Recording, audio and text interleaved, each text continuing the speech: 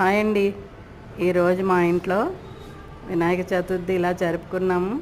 చక్కగా అన్ని ఫ్రూట్స్ తీసుకొచ్చుకొని పాలవిల్లికి అన్ని ఫ్రూట్స్ని కట్టుకొని, అలాగే స్వయంగా నా చేతులతోటి 21 పత్రులు వెళ్ళి తెంపుకొని వచ్చి చక్కగా బొజ్జ గణపతిని ఇలా కూర్చోబెట్టి ఆ 21 పత్రులతోనూ పూజ చేసుకొని పూలతోనూ, అలాగే మహానైవేద్యము ఉండ్రాళ్ళు పాయసం అన్నీ నైవేద్యం పెట్టుకొని చక్కగా ఎవరైతే ఈ సంవత్సరం పాపం వరదల్లో ఉండిపోయి పూజ చేసుకోలేదో వాళ్ళందరి తరపున ఆ వినాయకుడిని అంటే ఆ పూజ చేసి వినాయకుడికి వాళ్ళందరి తరపున కూడా వాళ్ళకు కూడా ఆయురారోగ్య ఐశ్వర్యాలు ఇమ్మని, అలాగే మా ఇంట్లో కూడా ఎప్పుడూ సుఖ సంతోషాలతో ఆయురారోగ్యాలతో మేమందరం ఉండాలని కోరుకుంటూ చాలా మనస్ఫూర్తిగా ఈసారి మంగళహారతి ఇచ్చి వినాయకుడికి పూజ చేసుకున్నాం.